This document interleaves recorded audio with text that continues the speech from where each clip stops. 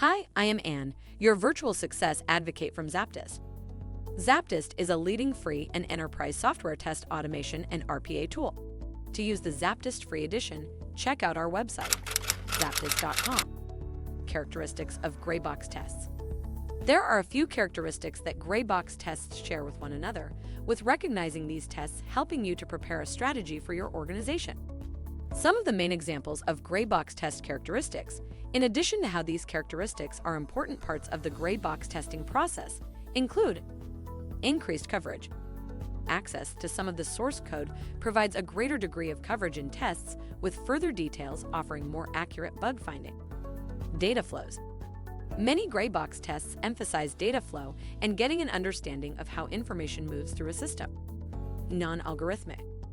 Gray box testing doesn't work when examining algorithms, as this is another level of obfuscation to the code.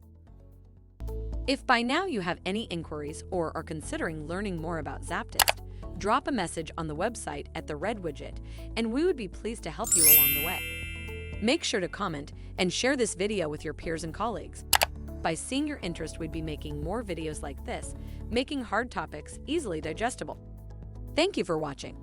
Make sure to read the article linked in the description.